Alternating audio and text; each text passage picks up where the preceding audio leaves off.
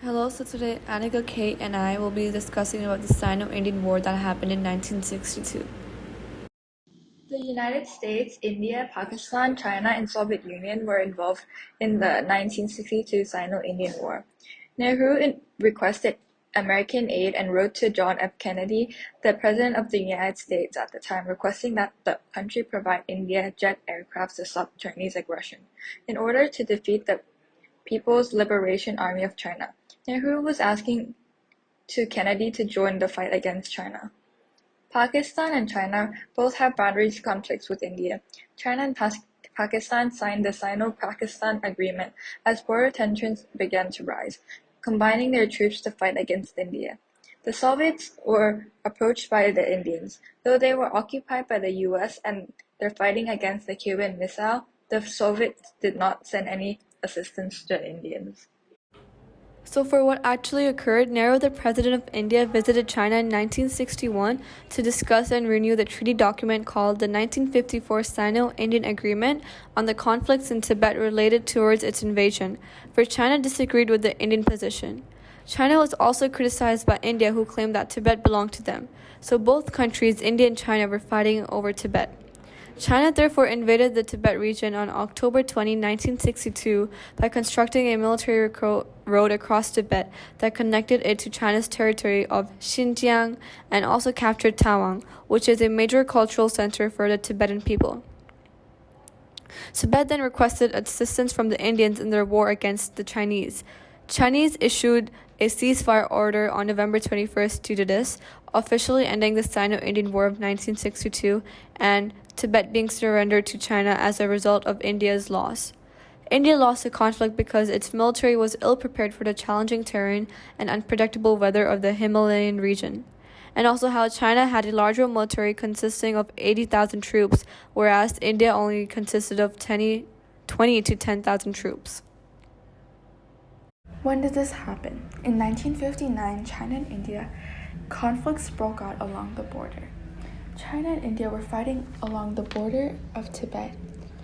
Before Nehru in 1961 established the forward policy, he went over to China where he discussed the agreement policies between China and India about the border of Tibet. After that policy, he returned back to India and made the forward policy, in which he stated that India started sending troops to the bordering areas. Some troops were sent beyond the bordering areas of Indian borders, and deterioration in the relation between the two nations, India and China, began. In 1962, October 20th, China invades India and captures Tawang. Tawang is an important cultural center for Tibetans in Tibet. In 1914, India attacks PLA, People's Liberation Army, which were the Chinese at the moment, at Wolong. On November 21st, China ceasefires attacks at Akichin, and defeats India. After this, there were no longer conflicts and the treaty was signed. This war occurred along China's and India's border, also known as the Himalayan borders. On the map can be shown as the red lines. So, why does this happen? So, China wanted to invade Tibet because of the benefits it would get and the threats it received. For benefits, Tibet acts as a buffer zone between China on one side and Bangladesh, India, and Nepal on the other. A buffer zone has advantages since it may assist a country economically or structurally, which is why China wanted Tibet for its own goals and interests. Another benefit would be how the Himalayan mountain range offers additional security and a competitive military superiority over other countries, and how Tibet provides China with a crucial source of water and provides a foundation for China to establish a large mining industry.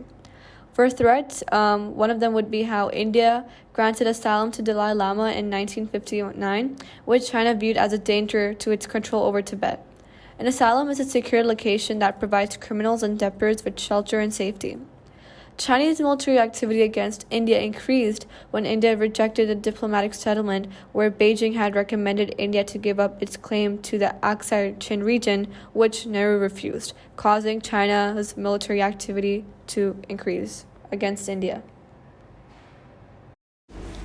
The legacy and the aftermath of the Sino Indian War. After the Sino Indian War, the Indian army was severely demoralized. Multiple of their men had died and they were weak. And they knew that other countries knew they were weak. This also impacted the people who wanted to join the army and fight. However, it did not result in a less army. The Sino Indian War exposed major faults in Nehru, the Prime Minister's defense policies, and institutional fallings in decision making. Nehru was an admirer of China and envisioned a powerful Indo-Chinese alliance.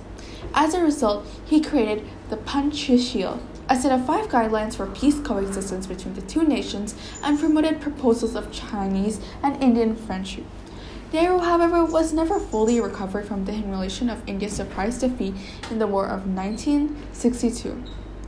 After a decline in health from the war that he suffered from the people of India as the hatred he got, he passed away 2 years later. He passed away 18 months later. Pakistan and China, after the war ended, they had closer ties and began border negotiations on October 13 and concluded them on December the same year. The border treaty between China and Pakistan, as well as the agreements for trade, commerce, and barter, were established the next year. China accepted Pakistan's surrender for its northern Kashmir claim in return for a more southern border along the Karakoram Mountains.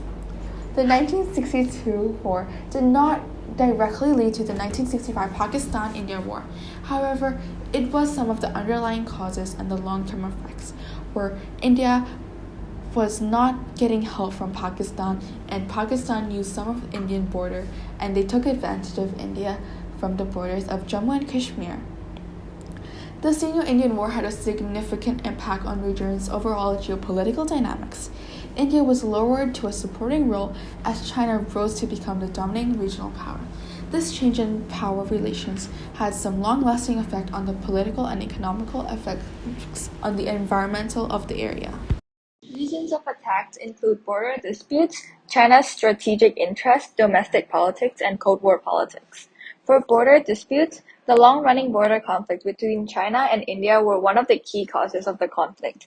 China claimed that Arunachal Pradesh in northeastern India, at the time known as the Northeast Frontier Agency, was a part of Tibet and hence a part of China.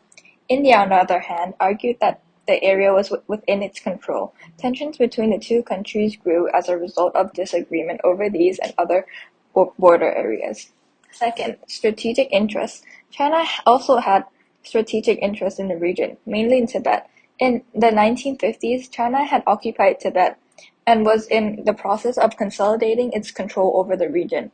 India's support for Dalai Lama, who had fled to India following a failed uprising in Tibet in 1959, was seen by China as a direct challenge to its authority in Tibet. Domestic politics. Both China and India domestic politics were affected by the conflict. Mao Zedong's power in China was threatened by a section of the Communist Party that believed that he had betrayed socialist ideas. Mao was viewed as having the opportunity to gain support and show his leadership throughout the conflict. The conflict was viewed in India as a failure of the Nehru government's foreign policy, which caused domestic criticism and conflict. Cold War politics. The battle was influenced by the Cold War's larger geopolitical dynamics. The United States saw that the China attack on India as a chance to strengthen its ties with that country, which it saw as a barrier against Chinese communism in Asia. As a result, the United States and other Western nations strengthened their military economic assistance for India. Cold War similarities and differences. Between whom? Cold War happened between US and Soviet Union, the communists and the capitalists. Sino-Indian War happened between India and China, the Democratic versus the Communist Party. Since China and the Soviet Union were both communist parties, they were supporting one another. And since China was a communist party, Soviet Union was supporting China more than it was supporting India, even though India had helped through the Soviet Union during the Cold Wars. The proxy war ideologies. The Cold War was also known for its proxy wars, where US and Soviet Union did not directly kill one another or impact one another directly. It was always indirect. So during the Cold War, the United States and Soviet Union often fought where they supported opposing sides in conflicts around the world. In the Sino Indian China War, China was supported by the Soviet Union, while India received limited support from the United States. Other similarities and differences would be the arms race, how the Cold War was characterized by an arms race with both sides seeking to outdo each other in terms of military capabilities, and the Sino Indian War also highlighted the need for India to modernize and strengthen its military capabilities, and it led to increased defense spending in both India and China. Other would be the overall power or the balance of power. During the Cold War, there was a constant struggle for a balance of power between the United States and the Soviet Union. In the Sino-Indian War, there was a similar struggle for dominance between India and China, as both countries sought to assert their influence in the region, Tibet. Nehru once said, "We shall not be content till that invader goes out of India or is pushed out. We shall not accept any terms that he may offer, because he may think that we are little frightened by some setbacks. I want to make that clear to all of you, and more especially to our countrymen in Assam, to whom our heart goes out to at this moment." He said this after Nehru went to China to sign the treaty, where he rejected it, and after the forward policy was put in place. This was because at that time China was deciding to invade Tibet. Nehru wanted to show that they weren't afraid of the Chinese invading Tibet, and that they were strong enough of an army to fight back. It also shows that the Indians will fight back till the end despite any obstacles that come their way. For our second perspective, which is China's perspective, the quote says that around that time, Mao said if they tried it a fourth year, then China will strike back. He warned. This quote was said by Mao Zedong, who was a Chinese communist revolutionary and the founder of the People's Republic of China, PRC. Mao Zedong's objective was to surpass Great Britain in industrial production within 15 years, called the Great Leap, which led to China into starvation. Mao was taken out of power but then came back in the summer of 1962 inside the political stage of China, where he tried to show extreme Chinese nationalism against India as a political and military tool. This quote was said in September 13, 1962, a month prior to the Sino-Indian War. So why did Mao say this? India for the past 3 years was giving military and political pressure to China, which is why when Mao came back from his retirement after the Great Leap, he said how Indians have been threatening China's by putting troops up front at the border, causing him to say that China will strike back in the fourth year if India attacks again. Our group's personal perspective. China is unjustified for invading India.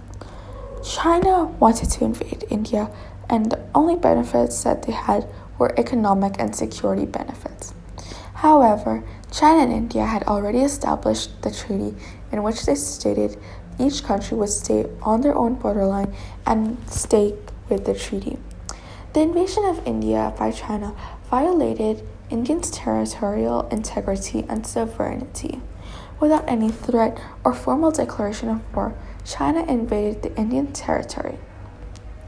China was against India, and both of them had this unnecessary war happened over Tibet, in which both of the armies suffered drastically, the Indian army more than the Chinese army. China's military superiority over India provided them with a significant advantage on the battlefield, making their use of force even more unjustified. While Indian army at the beginning on October 20th only had from 10 to 20,000 soldiers, the Chinese army had around 80,000 soldiers barging into Tibet and killing the Indian soldiers that were bordering there. And this is our Bibliography 1 and Bibliography 2. Thank you so much for watching.